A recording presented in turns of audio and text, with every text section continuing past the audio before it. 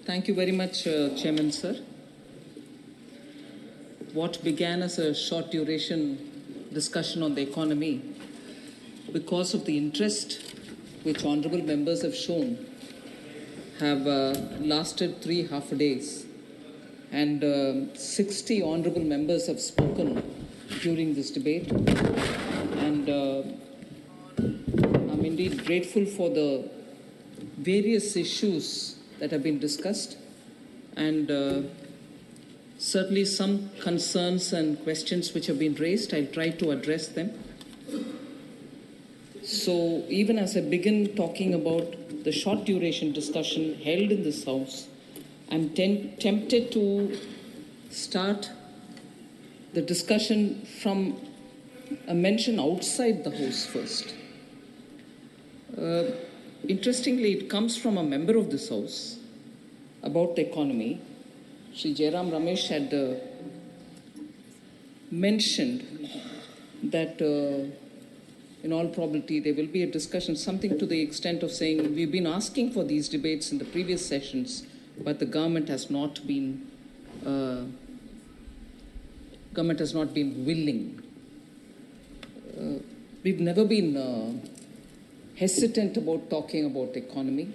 In fact, every time there's been a request to discuss about issues, specific issues related to the economy or the larger one, we've always come in. I thought I'll just draw his attention, other than the usual budget discussions, budget speech discussions separate from the finance bill, we've always yielded. Economic situation in the country in November 2019 was a discussion held, and similarly prices of essential items 2nd August 2022 we had an elaborate discussion. So we've never hesitated to have discussion on the economy, and I thought I'll just put that record straight, sir. Sir, I'd like to begin by speaking about how the Indian economy fares in comparison to what is happening all over the world. Honourable members are aware that our second quarter growth has been very high. It's the highest in the world, and we continuously maintain that momentum of being the fastest growing economy. During the same quarter, July to September 23, the third and the fourth largest economies of the world contracted, sir. Germany contracted by 0.4%, and Japan contracted by 2.1%. The other emerging economies, which are largely credited to be the engine of growth for the world as a whole, even emerging economies such as Vietnam grew by 5.33%, Malaysia by 3.3%, and Thailand by just about 1.5%. So when you compare all these developments around the world, and for India to have reached 7.6% in the second quarter is a very significant number that we cannot afford to miss. In just last 8 years, sir, India has become the 5th largest economy from being the 10th largest in 2014. So just in these last 8 years, we have reached the 5th largest in size. Sir, the activities are all across the economy. It's not as if one sector is doing well and on the back of that, because the temptation is to say that the services sector, particularly given the fact that the service sector in its software services and the newly coming in global capacity centers and so on, gives us the feeling, and also because the contribution of the service sector to the GDP is very high, touching almost 60%, there is a temptation to think, is this growth on the back of only one sector, whereas it's not. All sectors are growing, and growing significantly for us to notice it. So because of the Make in India program, and also because of the Prime Minister's production-linked incentive schemes, the manufacturing sector is also now significantly contributing to the economy. The manufacturing sector has registered the highest growth of 13.9% in quarter 2 of this year. Now, if that is one other point that we would like to notice, there is this emphasis that I like to place on the Purchasing Managers Index. Manufacturing number itself is 13.9% growing, but the Purchasing Managers Index in November 23 was 56, which is in the expansionary territory. Now, PMI has been in the expansionary territory for more than 29 consecutive months. So the sustained growth of manufacturing is very indicated by that. Now, again, a comparison for the manufacturing sector is comparatively, if you're looking at the major economies, including that of the United States of America, Australia, Eurozone, Brazil, China, and South Korea, they have seen a contractionary manufacturing PMI. Let's not miss this point, because all developed countries are all showing in their PMI, the Purchasing Managers Index, a contractionary terrain number. So just to highlight what I'm trying to say is, I've mentioned that 29 consecutive months we have seen the PMI in India in the expansionary territory, whereas in those countries, USA inclusive, they are in the contractionary territory. Now, I'll just read the October and November 23 numbers. For USA, it is just 50 in October, 49.4 in October, and 49.4 in November 2023. Similarly, for Canada, 48.6, 47.7. Australia, 48.2, 47.7. South Korea, 49.8, November 23 is 50. So on, everyone, in fact, the Eurozone collectively, 43.1, 44.3. So on, China's is 50.7 and 49.5. When I bring in China, I know I'm consciously bringing in, knowing that it's a larger economy, we are not matching up to them on many scores. But the index today, this is how it is. They're all in the contractionary territory, whereas we are moving forward. So overall, manufacturing. Now, what about exports? Overall exports in October 2023 rose by 9.43% year on year to US dollars 62.26 billions.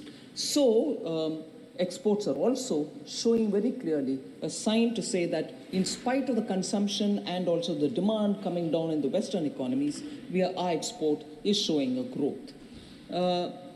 WTO halved the world's merchandise trade numbers. They said it's going to come down in 2023, and they said it will come down to 0.8%. India's merchandise exports in the same time has increased by 6.21% to 33.57 billion in October. So WTO tells you that everywhere it's going to come down to the level of 0.8%, whereas Indian merchandise export is going up, and it's gone up to 6.21%. Last year, sir, India was the world's second largest mobile phone manufacturer. We've exported $10 billion worth of mobile phones in 22-23. Now, passenger vehicles is very important. It's not a luxury item, it's a passenger vehicle. Middle class buys them. The export of passenger vehicles and commercial vehicles from India to many countries has increased. PV exports, therefore, increased by 15% to 6.62 lakh units in the year 22-23, compared to 5.77 lakh units in 21-22. Sir, as per the BCG report, made in India products are now seen increasingly. They're visible in the American supermarkets. Is that an indicator? Maybe not, maybe yes, but we can just gauge what is happening. In the American supermarkets, made in India products are now being increasingly seen in the shelves, while US goods imports from China have declined by 10% from 2018 to 2022. They rose by 44% from India during 18 to 20.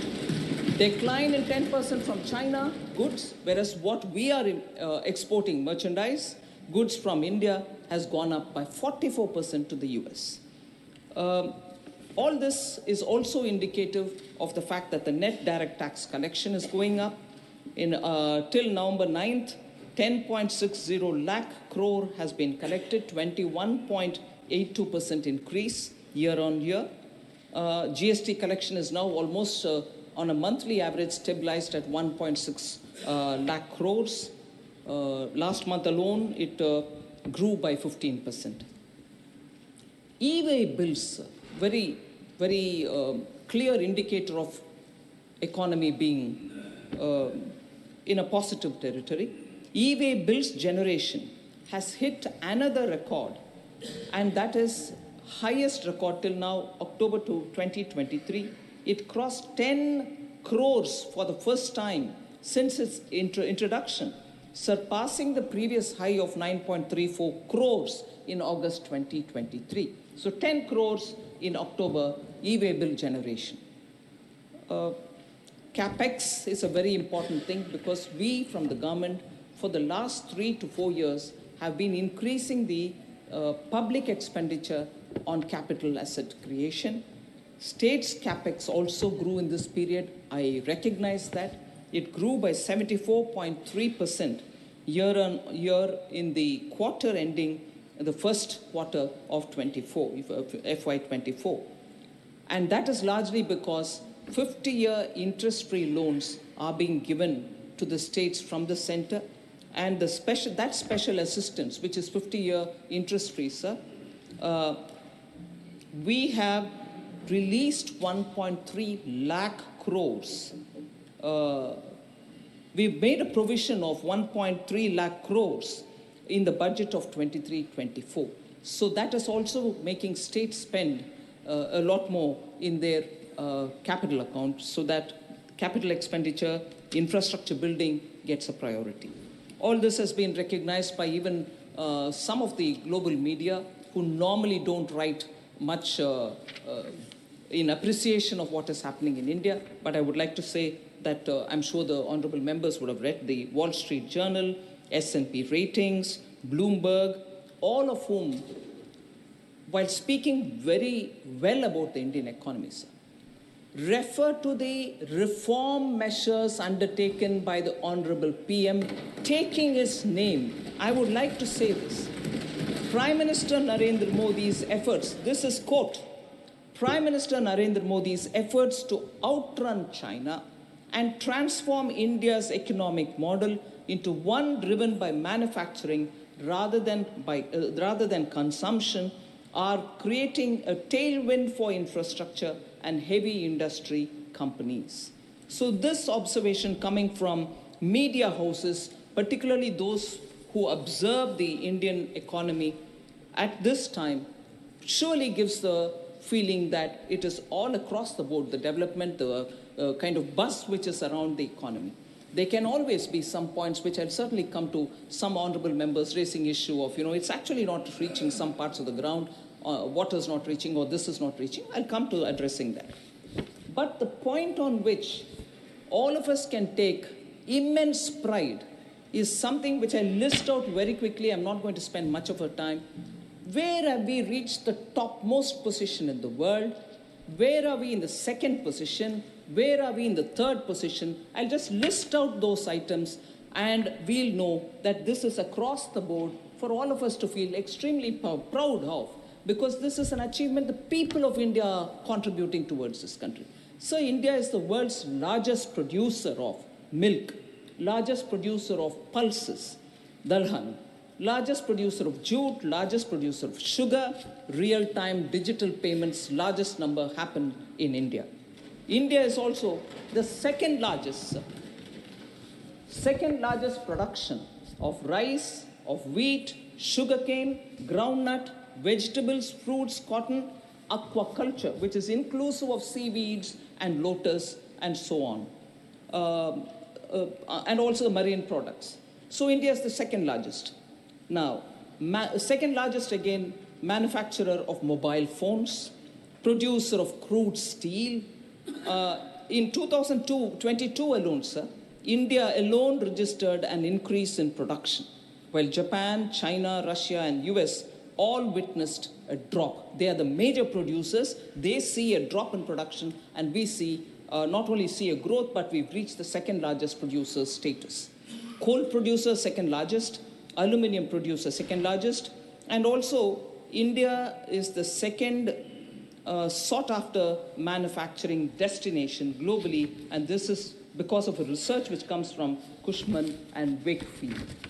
So the third position, I'll stop with the third, but then, and also one more on the fourth. Third position, sir, India has reached the third position in being the biggest producer of fish and fish products, fish-related products. 8% of global production happens here. Startup ecosystem, third largest. Automobile market, third largest. Pharmaceutical industry, third largest. Power producer, third largest power producer. Limestone producer, third largest power producer. When I say this, I'm just taking my mind picture back to that one day when the grid collapsed over the western part of the country, and we were running short of technology to handle it. And we also had shortfall elsewhere in the country, but no more of that. Today, India is the third largest producer of power. India also has, especially when we're talking of climate and green action and so on, ranks third in forest gain area. India has added 2.66 lakh hectares of forest area every year between 2010 to 2020. So 2010, I'm including 10, 11, 12, 13. It's not as if, as often it is alleged, oh, for this side of the house, it's always world began in 2014. No, world began also in 2010, and I'm recognizing it. India stands fourth, sir, globally, in renewable energy installed capacity. This is a very attractive number, and also to see where our initiatives are giving us tangible results. Renewable energy installed capacity, fourth in wind power capacity, fourth in solar power capacity. And this is something which the REN 21, Renewables 2022 Global Status Report recognizes as a big achievement of India. Now, all this is not happening in only the metropolitan cities. Several things have changed in rural India, and as a result of which our economy is getting the best from the rural area and also from the metropolitan. Purely concentrating on rural India, sir, I want to highlight the numbers between 2014 and 2023, just so that we know the economy is in many ways pulsating in rural areas, and there shouldn't be any apprehension that everything is happening in the urban. Food grain production, naturally. 2014, it was 265 MMT. 2023, it's 323.55 million metric tons. Food grain production has had a leap of an increase. Pulses procurement, 1.52 lakh metric tons in 2014. Today, 82.21 lakh metric tons, 54-fold increase. Pulses procurement from the farmers. Milk production, 146.39 million tons in 14 to 21.06 million tons in 2023. Ethanol production, which is going to directly benefit the farmers, just as others also, I suppose. Ethanol procurement, because you procure it from the farmer directly, 38 crore liters in 2014. Now it is 434 crore liters. Fund allocation, sir, for rural houses. In 2014, it was 66,046 crores. In 2014 to 23, totally 2.02 lakh crores, 3 times increase for rural houses, funds that have been allocated by us. Average annual person days generated under Manrega. That is something of interest for so many honorable members. 208 crore days in 2014, 248 crore days now in 2023. Sir, Gram Sadak Yojana, completed road length, 2014, 3.81 lakh kilometers. Now, 6.21 lakh kilometers, 2.40 lakh kilometers have been added on to the total which existed earlier. Agriculture budget, 2013-14, 21,933 crores. Now it's 1,25,036 crores, 5.7-fold increase. MSP payment for wheat, again this and the MSP payment for paddy going directly to the farmer, 2006 to 14, 2.39 lakh crores, whereas what is gone for wheat now between 2014 and 22 is 4.52 lakh crores. The MSP payment for paddy is even more striking. 2006 to 14, 3.09 lakh crores were given for the procurement of MSP payment which were sent to the farmers. Between 2014 and 22, 10.06 lakh crores have gone to the paddy farmers for MSP. So these are indicative that it is not one sector, it is not just the urban areas. The economy in all sides, urban, rural, everywhere, is seeing support from the government in terms of agricultural activities and also other activities. Otherwise, they wouldn't have reached these kind of milestones. Sir, it's not just the numbers. It's also the way in which some schemes get executed.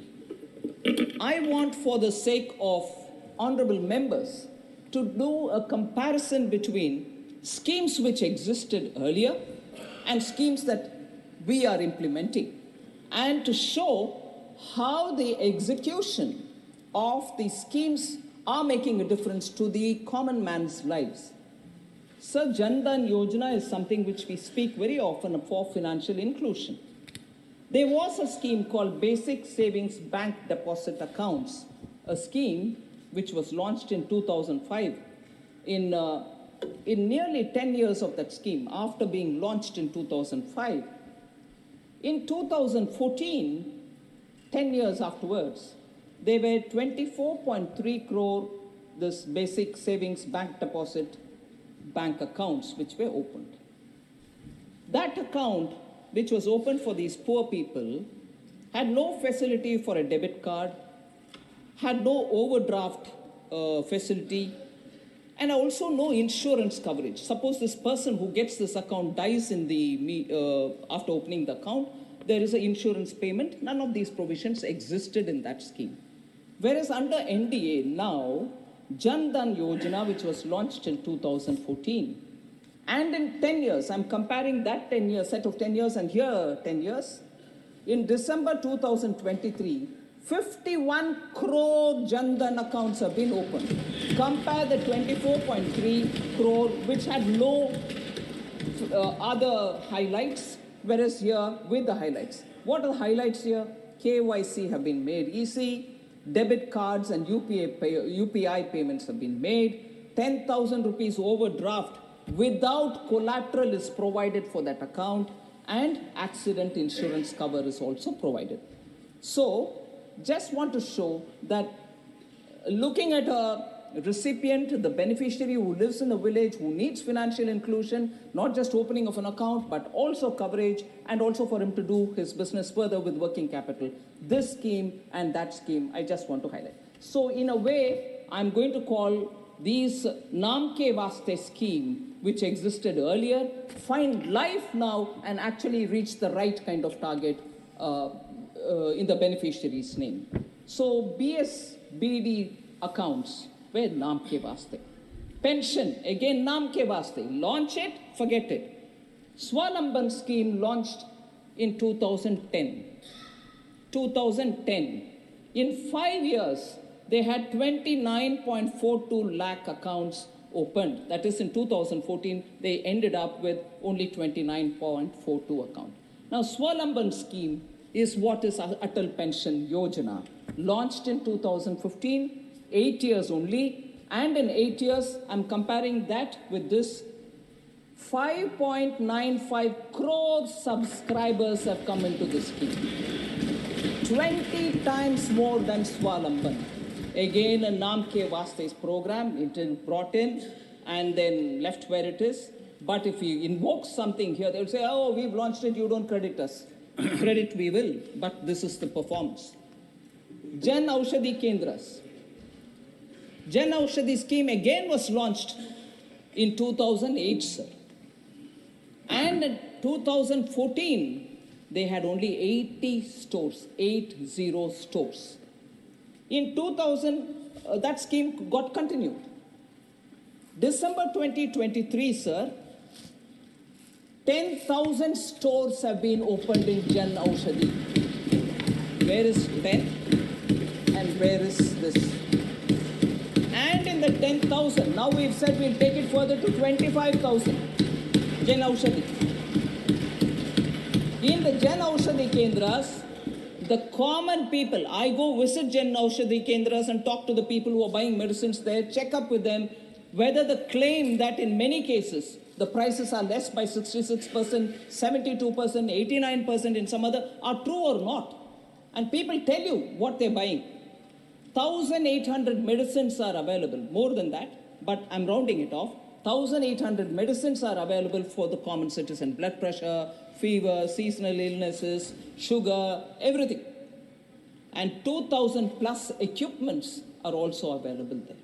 So I want to say again, another Naam Ke Vaste scheme, Jan Aushadhi scheme, has become meaningful for the common citizen, and this is how far it reaches. Another Naam Ke Vaste, sir. Rashtriya Swasthya Bima Yojana, launched in 2008. It ran 5 years till 2014. How many BPL families were provided any kind of insurance cover? 3.85 crores. And what was that cover? 30,000 per annum was the cover given. Ayushman Bharat, launched in 2018. By December 2023, 27.89 crore individuals have been provided health insurance cover, and that is 5 lakh an annum per family. Again, a Naam Ke Vaste. Another Naam Ke Vaste, sir, housing. Indira Awas Yojana, launched in 1985. 1985 to 2014, 29 years it ran, sir. 3.25 crore rural houses built. 3.25 rural houses built. PM Awas Yojana, launched in 2016, comparable. In 8 years, sir, both Grameen and urban put together, we have 3.6 crores of houses built. 29 years, 3.25 crore. 8 years, 3.6 crore households. Naam Ke Vaste. Now, sanitation, again, Naam Ke Vaste, one scheme. Nirmal Bharat Abhiyan, launched in 2009. 5 years till 2014, sir, 38.7% rural sanitation coverage was provided.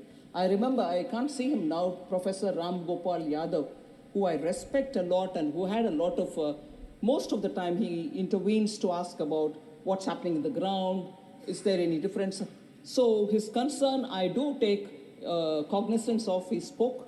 I want to use this one data, there's also more which I'll use to answer his concern. Swachh Bharat Abhiyan, launched in 2014. Now, 2022 data, 95.4% of surveyed houses have access to toilets. 95.4%. So tap water connection. Again, a scheme launched in 2019. There's no a particular scheme with which I can exactly compare. 3.23 household, 3.23 crore households. That is 16.82 of the total households had tap water connection in 2019. But when the Jal Jeevan mission took force in December 2023, 13.75 crore households have been connected with water. That is, we started with 16.82 households, 82 percentage of the total households. Now it is 71% of the total households which have got covered. So LPG gas cylinder, another naam ke vaste. LPG connections were provided under Rajiv Gandhi Gramin LPG Vitaran Yojana. 5.82 lakh beneficiaries were there as of 1st June 2014. And even that is not exactly comparable, because there the deposit for getting the cylinder was provided by the oil marketing companies. So really may not be exactly comparable, because here cylinder is free, connection is free, and then deposit is not taken. So this Ujjwala scheme which has come, sir, 99.8% households have been covered by 2021 itself. Currently, we have 9.8. Currently, we have about 9.8 crore beneficiaries.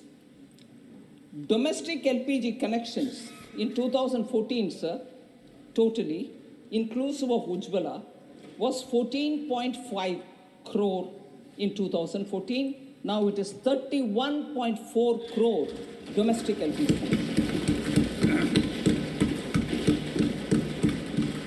Schemes which didn't have an earlier equivalent, I just want to quickly run through to say how section after section of those who are deserving of government policy support have been targeted through specific projects, schemes, and as a result, groundswell is seen. I just want to highlight.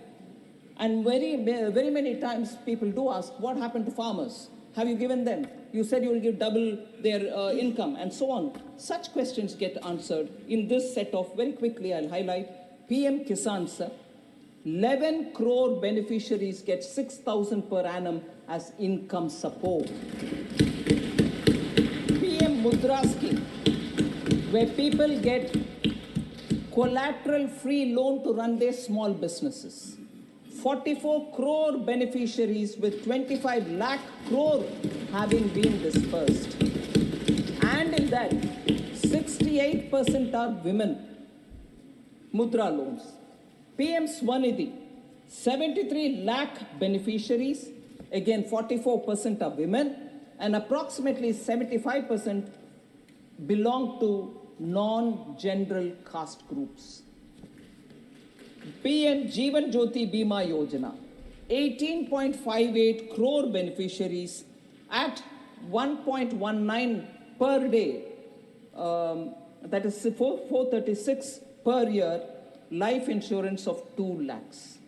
At this price, at this premium, they get a 2 lakh insurance. 18.58 crore beneficiaries have got it. PM Suraksha Bima Yojana, sir, 41.16 crore beneficiaries have received it. Total permanent disability cover of 2 lakh and partial disability cover of 1 lakh have already been dispersed. I mean, this is a cover, but many of them have received it. Stand Up India, sir, loans to 2.08 lakh beneficiaries.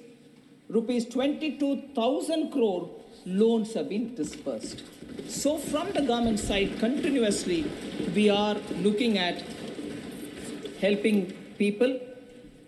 Now I come to address issues raised by members of parliament, sir, while talking. There was a lot of concern about malnutrition. Member Derek O'Brien, former Finance Minister Chidambaramji, Ami Yagnik, all spoke about malnutrition. So I just want to highlight nutrition and sanitation closely linked to each other. Very quickly, 11 crore toilets have been built under Swachh Bharat Abhiyan. Jan Aushadhi Suvidha sanitary pads at 1 rupee per pad is being distributed. Millets as Sri Anna is being promoted. Enrollment of girls in secondary education has increased from 75% to 79% between 14 and 2021.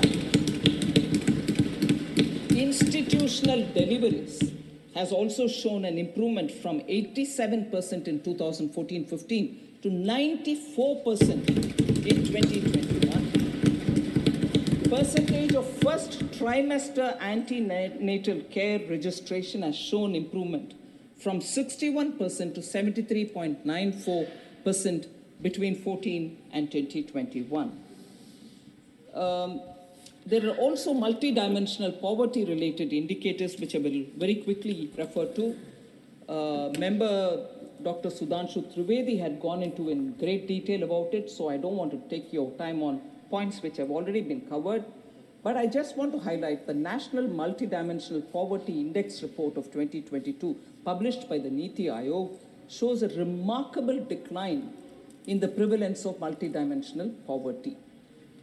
The national MPI has halved from 0.117 in 2015-16 to 0.066 in 1921. So 13.5 crore Indians have escaped multidimensional poverty between 15-16 to 19 and 21. 13.5 crore Indians. Sir, this program, the Aspirational Districts program, I'll refer to it once more later, launched by Honorable Prime Minister in 2018, is a testament to how our government's commitment to the people who are in the far-flung areas, really remote areas, have benefited because of the focus that we've given on to the Aspirational District program. Just look at health and nutrition, the point on which many members were concerned. Percentage of pregnant mothers registered in antenatal care. In 2018, it was just 68%. I'm talking about the aspirational districts. In 23, it went up to 89%, sir, 21% improvement. Institutional deliveries, 69% has gone up to 90%. There's a 31% improvement. And also the PM Jan Dhan Yojana, Jeevan Jyoti Bima Yojana, 7-fold increase and 5-fold increase in Suraksha Bima Yojana.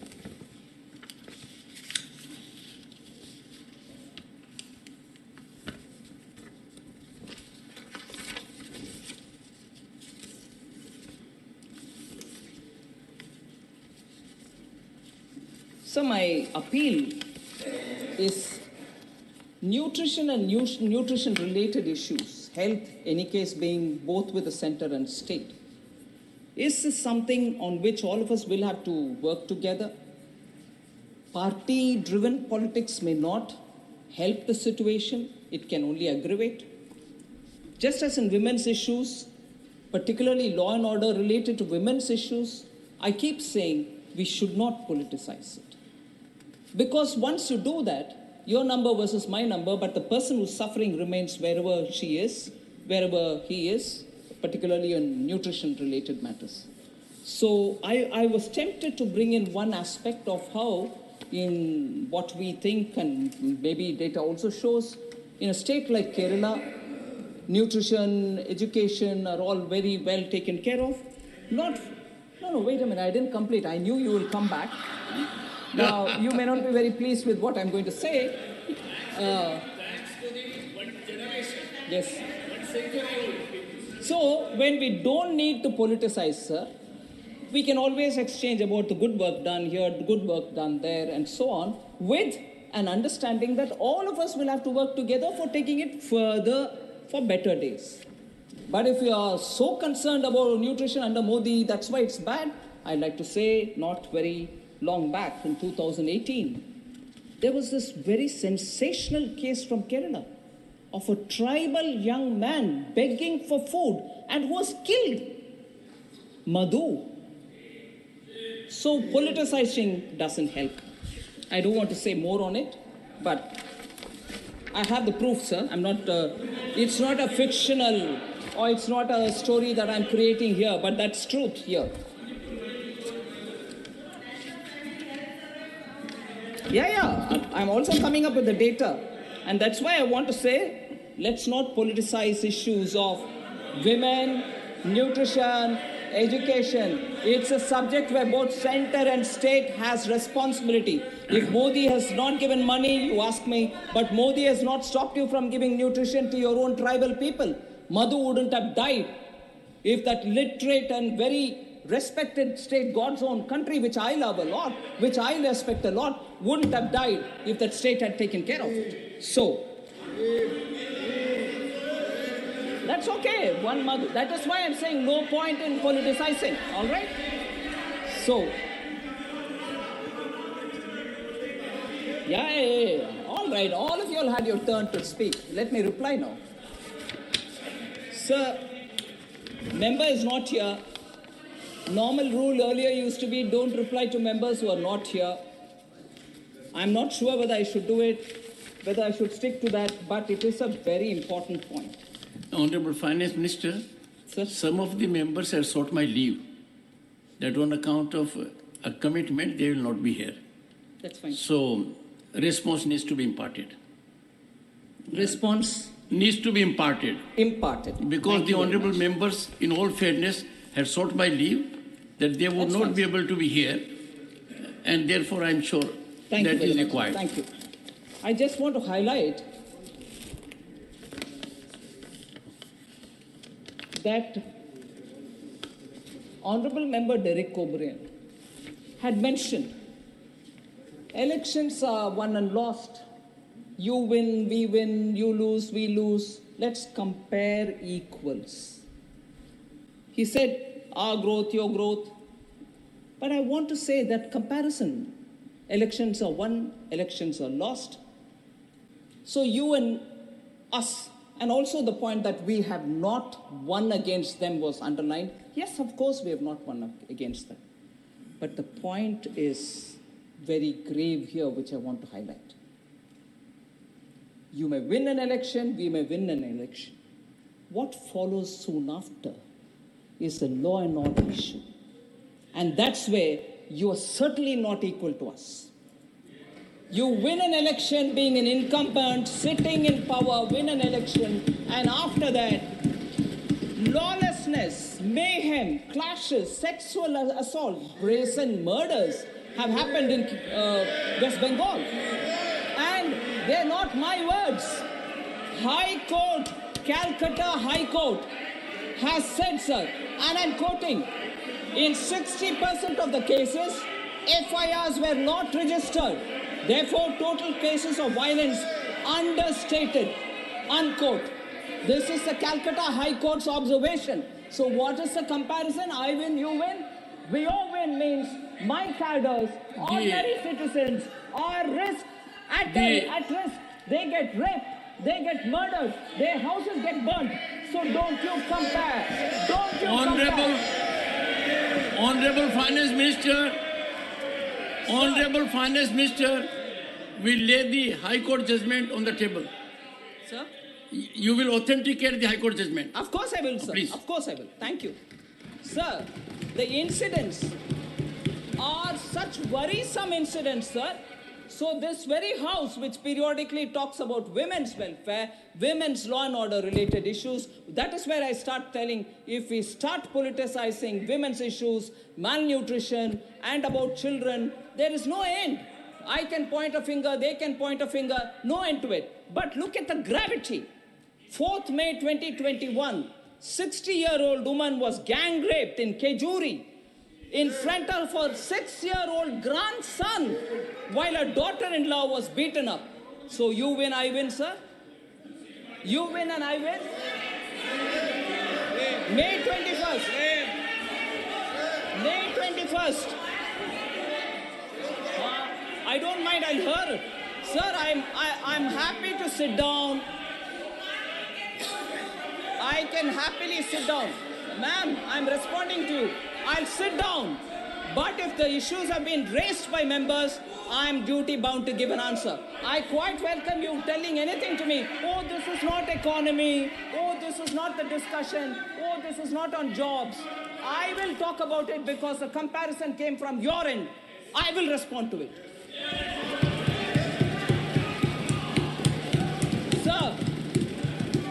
5th May 21, Arup Das, a BJP Karyakarta, a resident of Natra village in Indus, was found hanging from a tree.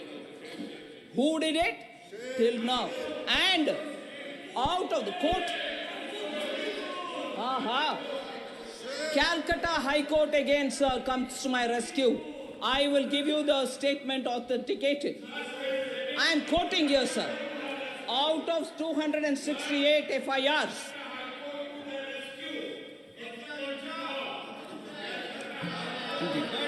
sir, I heard all members speak.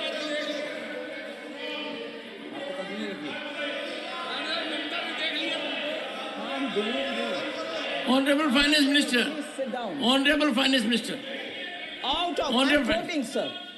Out Honorable of Finance Minister. 268 FIRs, Honorable Finance Minister. Honorable members, I have already directed the Honorable Finance Minister that the references she has made about High Court observations in judicial orders, she will authenticate, and not only authenticate reporting of those judgments, but put on the table of the House the judgment. Please go ahead. Thank you very much, sir. Sir, quoting again, sir. 19th August 2021, the High Court of Calcutta observed, quote, out of 268 FIRs claimed to be registered by the police suo motu, copies of only 219 could be found. It is evident that 62 FIRs were registered up to May 5, 2021, whereas 157 FIRs were registered from May 6, 2021 onwards. Some of these were registered immediately after the offense was committed, whereas in many of these, FIRs were registered belatedly. Unquote. So the last point on this, on 6th May 2021, MOS Muralidharan and his convoy was attacked. Not even a central minister is safe. So you win, I win doesn't work. Doesn't work at all.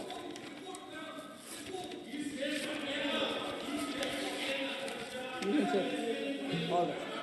Sir, I'll come to responding to some of the observation made by Honorable former Finance Minister. And if you'll allow me, if you'll indulge me with a light-hearted banter, if I may use.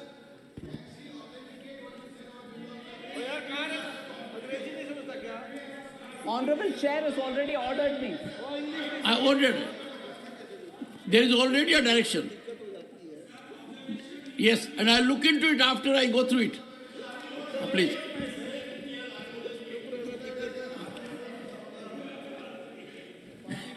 Ma'am, you were saying something in light-hearted manner. Sir, if you'll indulge Please me. do that. We need it. Sorry? Light-hearted comment. Sir,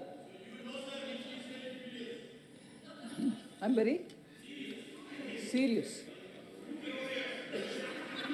Sir, it was a bit surprising, sir. It was a bit surprising, and it was also uncharacteristic, I would say, to see the former finance minister, who's very senior, highly educated, was in the prestigious Harvard University even in 1968 when I was in primary school. But he wholeheartedly concurred and sort of rode on the arguments provided by Derek O'Brien. He took his name more than 3-4 times. Hang on. I've sought the permission of the House. The honorable members here, with respect, I'm giving my observation. There's no other way in which a light-hearted observation can be accommodated. I started thinking, was it an attempt to placate the All India Trinamool Congress to come and attend the ...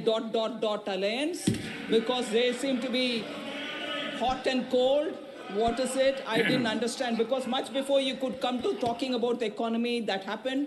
And I said, oh my God, now this is all between All India Trinamool Congress and Congress. The dotted alliance needs them, and they seem to be playing hot and cold. Take it. Oh. I had the occasion to make a reference to Mr. Derek O'Brien's name on 3 occasions.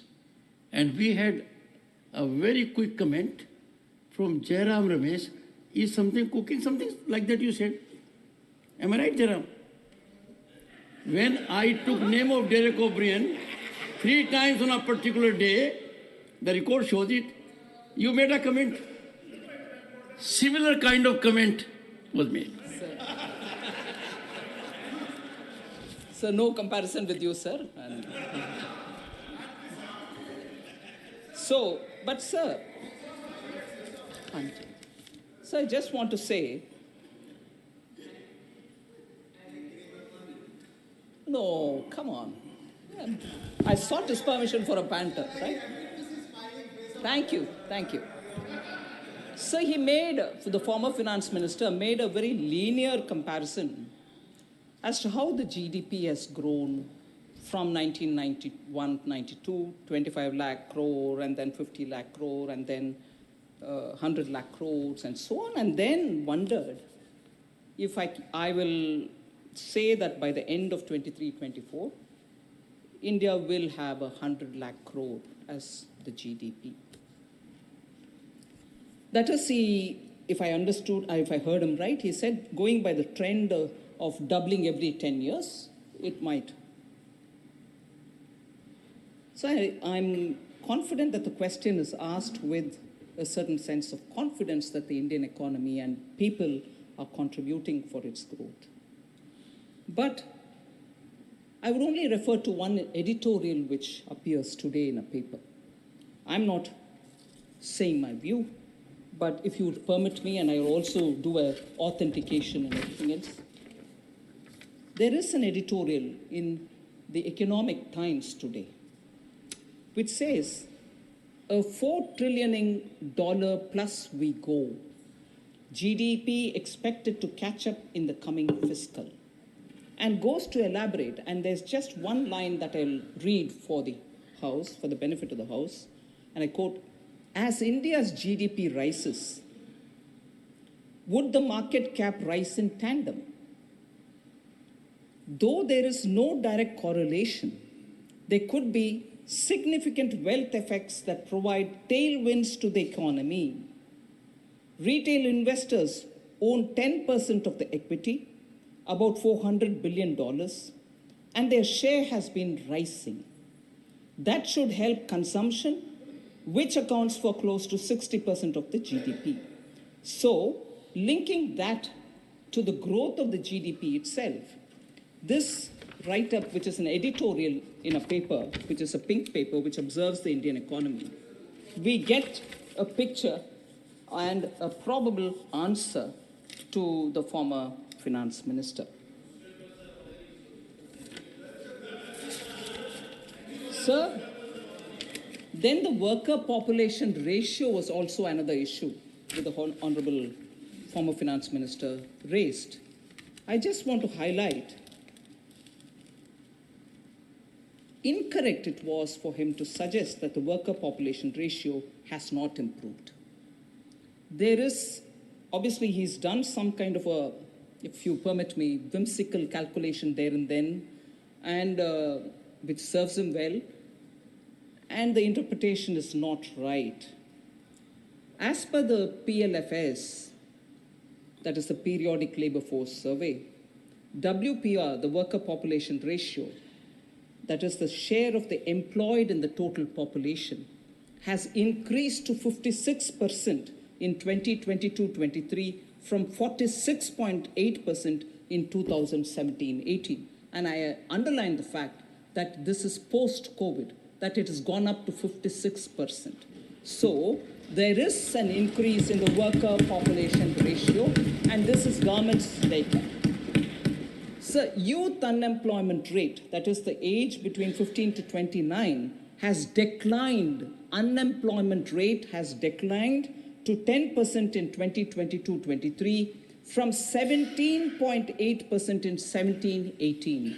So there, the unemployment is also declined, while youth LFPR has expanded from 38% to 44.5% over the same period. So unemployment is coming down. You have the data to show employment is also going up.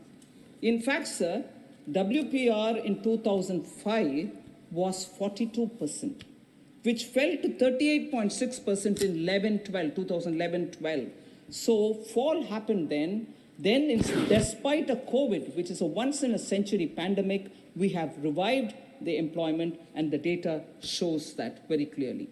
And also, sir, the various schemes that we have, Mudra or Swanidhi and so on, are promoting self-employment, particularly the lower sections of our society. More than 25 lakh crores have been dispersed to over 44 crore Mudra accounts. 68% of them are women. They do their own business and probably employ one or two more people there. 73 lakh street vendors have availed of cheap credit under PM Swanidhi program, and even in that, 44% are women.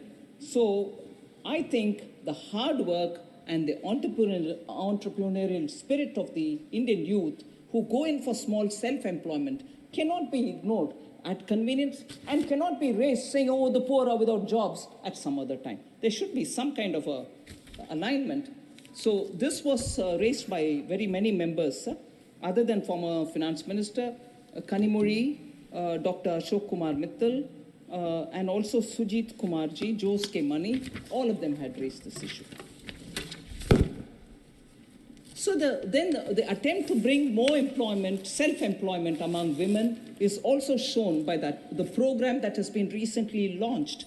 And I saw with my eyes when I went to the rural areas, particularly with the Vikasit Bharat Sankalp Yatra, I saw the excitement among women because Namo Drone Didi program is an amazing reception that I saw, where the women self-help group women are being picked up based on their interest to be given 15 days of training to operate drone, and subsequently in the 15 days, 5 days will be also on the field where they will go and test for themselves how to operate it, because they can use for spraying of fertilizers, for monitoring the crop health, and so on. So they are going to be given drones as well through their SHGs. So women are now going to be handling technology-driven drones in the villages to help agricultural activity,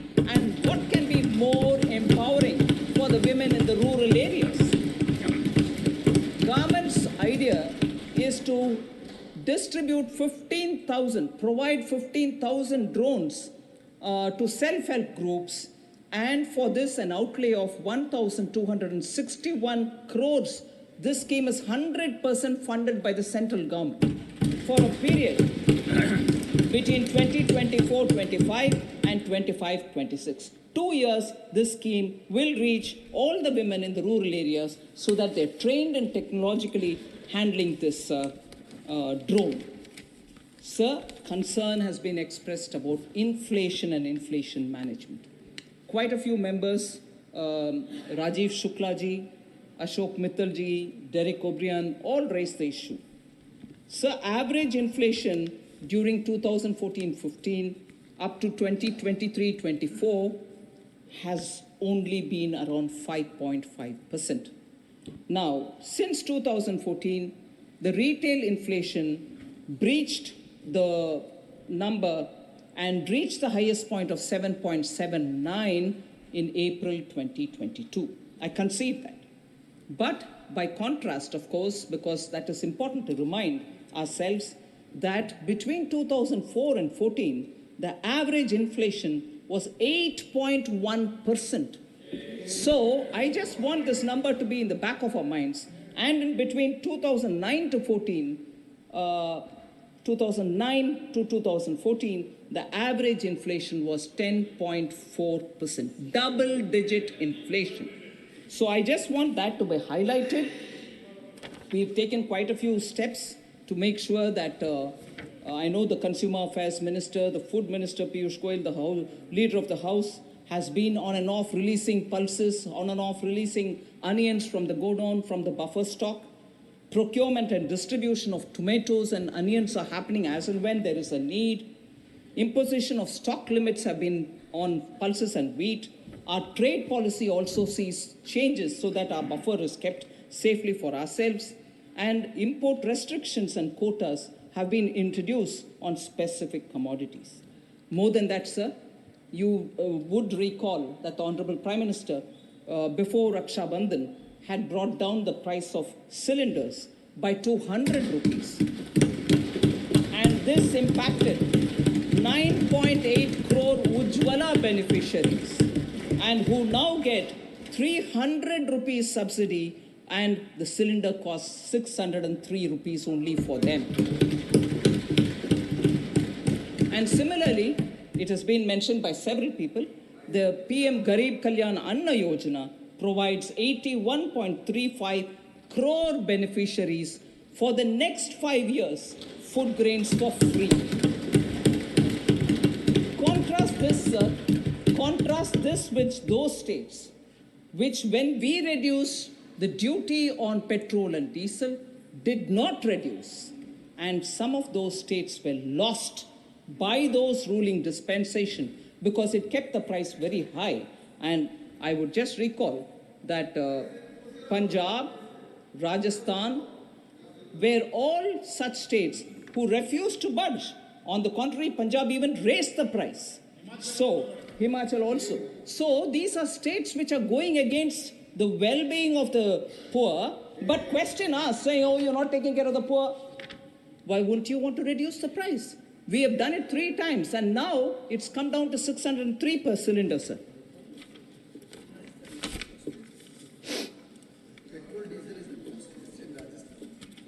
That's right. Sir, and that is why people rejected them. Petrol and diesel being the highest price, sir, you come from Rajasthan, and in that state, the price has remained very high. Inflation as a result has been high. No wonder the people have rejected them.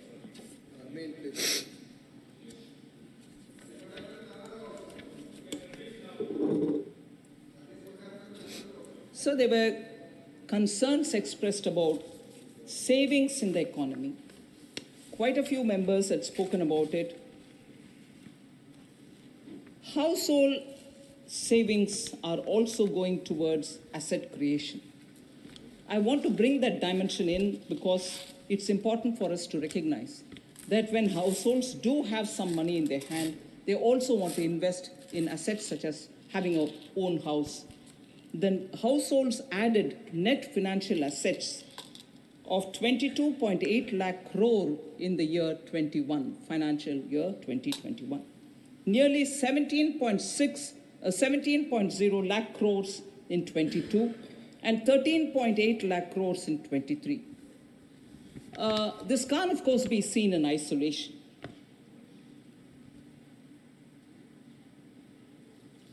This is an incremental purchase of an asset for themselves. They're making smarter choices, not just putting it in post office accounts. People are also now investing in the retail market. Retail market consists of small investors who are coming for small shares, and they're doing it on their own, not going through mutual funds. Overall household savings, sir, which includes financial and physical savings, grew at 9.2% CAGR between 13-14 and 21-22. That is 8 years, it's grown in that kind of a number. The nominal GDP has grown at CAGR 9.65 during the same period. Hence, the household savings has remained constant. It has not come down. But the fact that it is going also to through the stock markets, net unique account, demat account opened are also reaching record numbers. I just want to highlight that the asset under management of the Indian mutual fund industries, for those who are going through the mutual fund, has grown 5 times in 10 years from 8.34 lakh crores in October 2013 to 46.71 lakh crores in October 2023. Total demat accounts in India, have crossed 13 crores, the highest ever touched in India. It has increased by almost 6 times since 2014, when it was only 2.18 crores. It has tripled since the onset of COVID-19, which is a remarkable point to be observed.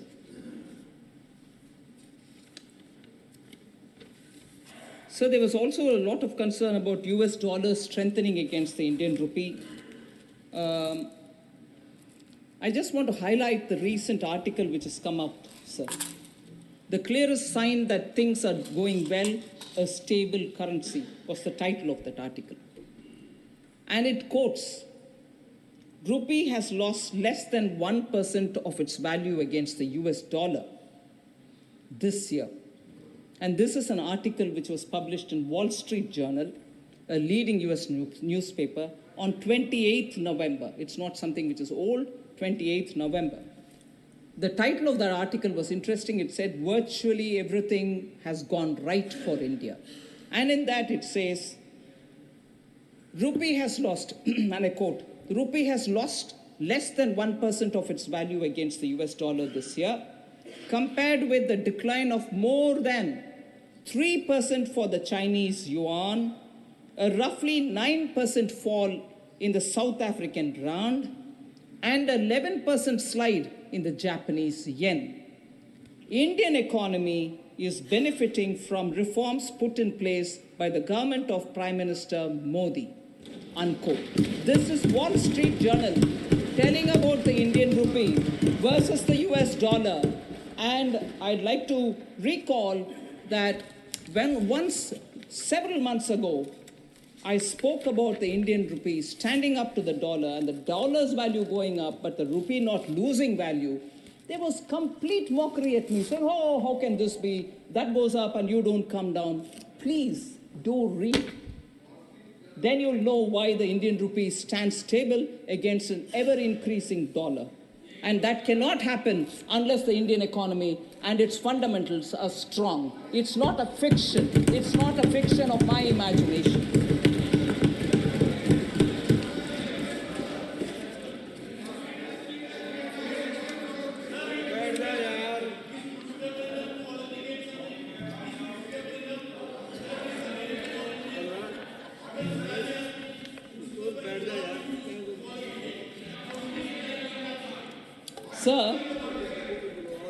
Sir, I will come up to something more on which John Britta's honourable member would have more interest about Kerala. I'll come to that. So reserve some energy for that. So the next question was about,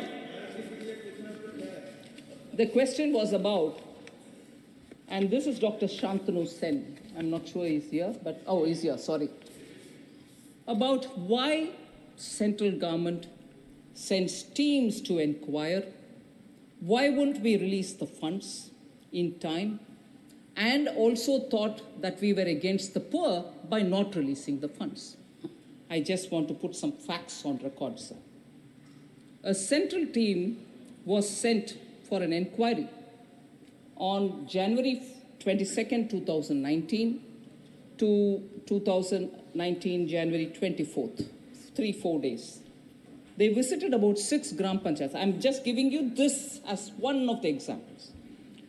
This team visited 6 gram panchayats in 4 blocks in Purva Bardhaman and 7 gram panchayats in 3 blocks of Hon'ble district, and a total recovery of 484.27 lakh was reported. 484.27 lakh was reported.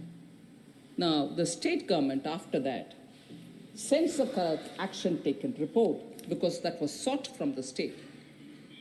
And the action taken report says that the state government had deposited the recoverable amount from the state treasury. However, recovery has not been made in toto from each and every defaulter, which is not acceptable. It's a double whammy if you ask me. Money has gone away from the treasury, God knows to where. And when that is questioned even by the CAG or by the inquiry teams, quickly that money is made good by putting it from the treasury into the account where it has to go. You're using the taxpayers' money to make good of leakage which has happened, and when the leakage is spotted, that money is not getting recovered. That money is being made good by another set of public taxpayers' money. How good is this? Who's taking away the poor people's money? And when this is questioned, we are accused of not helping the poor. Sir, the action taken further says the action taken, such as FIR, disciplinary action against officials, dismissals, etc., are against very low-ranking panchayat level officers, and no case against the district level or senior officers has been made. Then, the other kind of thing which got noticed was existing work is getting shown as work done under Manrega. That work is already done and it is there. You're re-putting it under the Manrega account. Is it wrong to highlight it? This was double accounting. So, when you question us, saying you have not released money, you are sending teams. The teams are finding all this out. So, existing work gets fraudulently shown as work done under Manrega.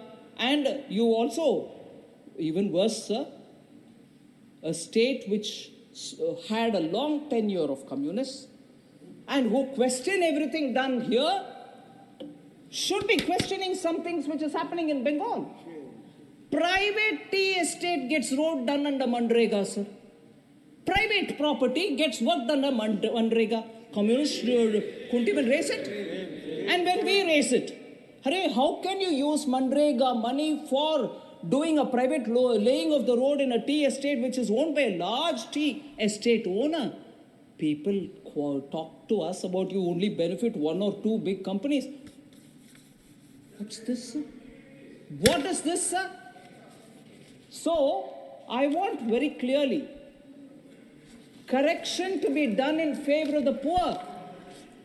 Correction to be done in the name of using public money responsibly.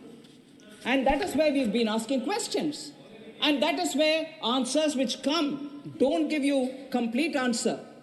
So I'm sorry, the teams have come. 19 is when they went. 5 years are going to get over. Now you keep asking us without correcting course.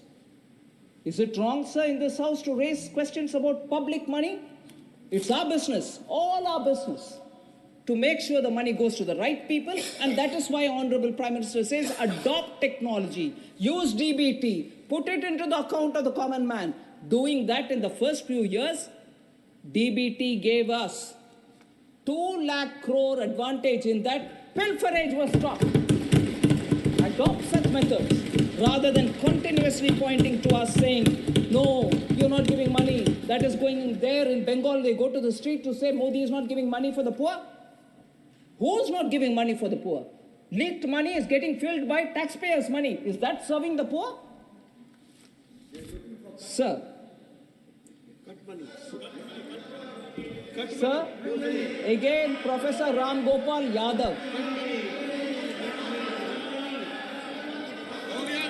Sir, Professor Ram Gopal Yadav and also Ajit Kumar Bhuyan, independent from Assam, have all been talking about private final consumption expenditure in the GDP. I would like to say it stands at 58.5% in 22-23, the highest since 2006-2007.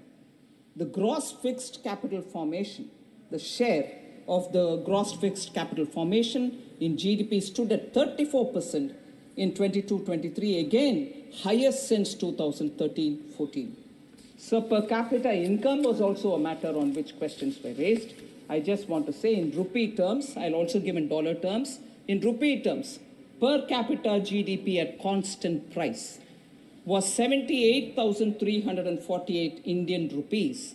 In 2013-14, it has increased to 1,15,746 rupees in 2022-23. Substantial increase in per capita at constant price. If any member is interested in knowing about the US dollar rate, per capita income was 1,438 US dollars in 2013-14. It has increased to 2,389 US dollars in 2022-23. So it's a 5.8% increase.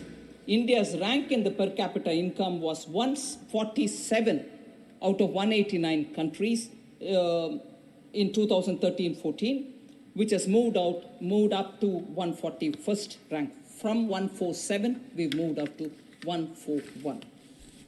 Sir, it is something which, before I go to talking about Kerala, I just want to highlight the fact that particularly, and recently also we heard the Honorable Prime Minister saying, I'm not worried, I'm not going to be swayed by caste differences, backward, or religion, or any, but for me, there are only 4 such castes which I will serve now. And I've been serving them, I'll serve them further. And if I do that, across all castes, across all religion, people will get covered. So if you were to touch the poor and serve the poor, poor of all communities, poor of all castes, poor of all religions will get covered. So poor, the farmer, women, and the youth are the 4 which have been continuously under priority of this government. And this was also taken up from the point of view of aspirational districts. 112 aspirational districts. In other words, they were aspirational for us because they are actually districts, even in a developed state, they could be the pocket which is not so well developed. But instead of calling them backward, we call them aspirational. Such aspirational districts, sir, I just want to say, because quite a few members asked us, no, in the ground level it is not translating. Actually, all the schemes that you're announcing are not reaching the common people. I want to take this as an example to tell all the members here, sir, that of the 112 aspirational districts, 26 are spread across 4 states and account for 81 assembly seats in the recently held elections of Madhya Pradesh, Chhattisgarh, Rajasthan, and Telangana. 26 of the 112, in which complete focus of the government has been there to make sure that also come up to the level of the rest of the developed states. And I'm glad to say that this emphasis of the Honorable Prime Minister on the poor, on the women, on the farmers, and on the youth, and supporting them to the last level. Now the aspirational districts have moved over to aspirational blocks. We are taking it further down to mention that saturation of all schemes will be taken up. Common people have recognized this. Women have recognized this. That's why they're enthusiastic about the drone, about the SHG groups getting help. So the enthusiasm is not just there, but it has translated into votes also. I want to just place it before the honorable members that the results show that over 2/3 of the seats in these 26 districts across 4 states, 2/3 in these 26 aspirational districts, which are spread across 4 states, have gone to the BJP. And this again is not just my analysis, my data, Election Commission's data, all of us base it on Election Commission's data, is Indian Express, sir, which is written this piece, which says, oh yes, 100%, Manoj, come on. So, focus on women, focus on backwardness, focus on poor, focus on youth, focus on farmers. People understand this is a government and this is a leadership under Prime Minister Modi which delivers to the ground. And that is why they trust us. That's why they trust the PM. And that is the bharosa with which we are bringing in these kind of ground level difference in the quality of life. So the last, which I've been seeking your indulgence, is to say quite a few honorable members spoke about Kerala and Tamil Nadu, unfair treatment on account of perceived inequality and so on. I just want to highlight just 5 points. I won't go into details. The 5 points are, sir, we give so much but we don't get. Doesn't add up. States receive 100% of the state GST. States receive 100% of the state GST collected in that state. Nobody touches it. Approximately 50% of the IGST, which is collected for the transaction between states, is given. Approximately 50 goes to the states. And 41% of the central government share of the GST, CGST, is also devolved to the states based on Finance Commission's recommendations. So tax devolution, which is suggested by the Finance Commission, tells very clearly that 100% of what you collect in GST is with you, 50% of the IGST goes to you, 41% of the central GST also goes to the states. One.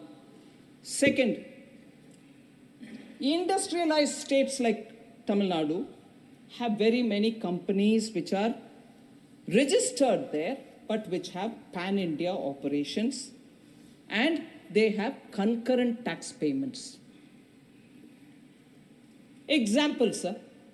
Tamil Nadu is one of the leading automobile manufacturing state. We all know that.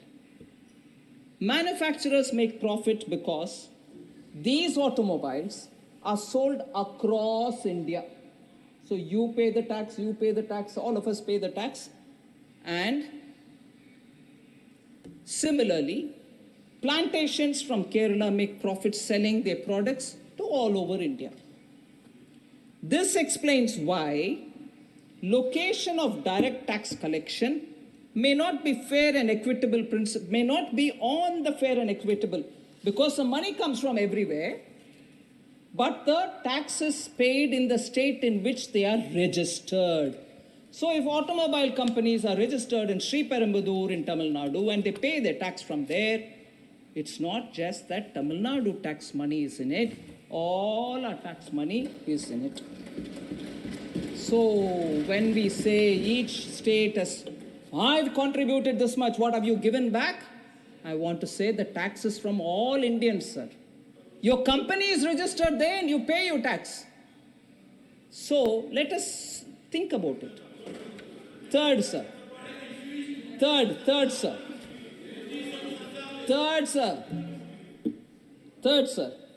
Sir, there's a proverb in Tamil.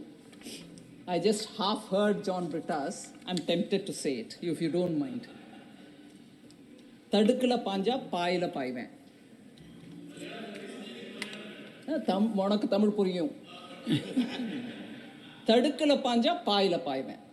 Meaning, I raise an issue and if you address that, I'll jump to the next. There's no end. I'm sitting in a tadukku, I raise issue about it, I answer that tadukku related issue, but no, now I've gone to pai, answer that. I mean, come on, tadukula panja, paila panjinde irukano. So sir. Yeah, I'll still answer your cess and your surcharge. This is answered n number of times in this house. But n number of times it will always be raised, like the other day, with your permission, I took a banter on Honorable Member Ami Yagnik, on the waiver written off. Permanent debate. It's been explained till the cows reach home, but we'll still explain it. I'm quite... No, don't worry. Write off and written off are grammatically different, that's all. So, that has been explained several times, sir, but I don't mind. With your permission, I'll do it any number of times. Sir, third. Ma'am, I think men agree more than women agree amongst themselves. No, it's a reflection.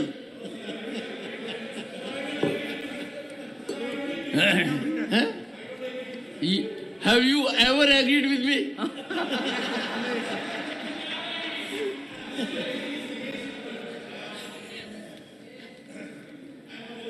Sir. So third is, sir, Physical infrastructure such as roads, rails, ports, airports are built by the center. And expenditure on internal and external security is completely the center's. So we have to make comparisons taking these points into consideration. The last 2 points, sir. I'm just giving this as an example. Tax devolution made to Kerala and tax devolution made to Tamil Nadu during the 14th, 13th, 14th, and the 15th Finance Commission. Kerala, sir, when that is 32% devolution, 13th Finance Commission, had 33,368 crores. When I'm saying 13th Finance Commission, its period was 2010-11 to 14-15 in that duration. 33,368 crores. Then when the 14th Finance Commission submitted its report and its report's recommendation was accepted, just as soon as Prime Minister Modi took charge in 2014, and that 2014 report came into effect from 2015-16 to 2019-20. By that time, because the recommendation of the 14th Finance Commission was 42% will have to be devolved to the states, so the 32 became 42 in the tax devolution. 15th Finance Commission, it became 41 because of Jammu Kashmir becoming union territory. So 15th Finance Commission, it is 41%. And 15th Finance Commission term, which is running now 2021 to 25-26. So I'm reading the numbers for those 3 Finance Commission terms. 33,368 crore for the 5-year period, 80,188 crore for the 14th Finance Commission period, 1.11 lakh crore during the 15th Finance Commission. 33,368, 80,188, 1.11 lakh crore now in the current period. Tamil Nadu, sir, during the same time, 70,825 during the 13th Finance Commission's time, 1.29 lakh crore during the 14th Finance Commission, which ended in 2020, and during the 15th Finance Commission, 2.36 lakh crores. Just see the amount. And where are we being told your money is not getting devolved? You are getting the money. Sir, then the last point, sir, the 5th one, the credibility of this government, sir, is to financially empower the states can also be engaged from the fact that an issue which was pending from 1996-97 till 2014-15 happened, nobody touched it. That was actually money belonging to the states. Nobody touched it. It was lying as a pending amount, tax dues amounting to 81,645 was lying there.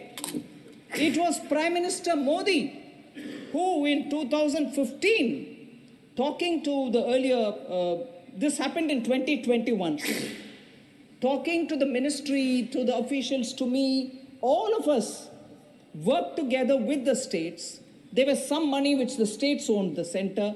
This money was owned by the center to the states. 81,645 crores was then released. Reconciled amounts adjusted. The net amount which went to the states was 43,168 after adjusting what they owe the center.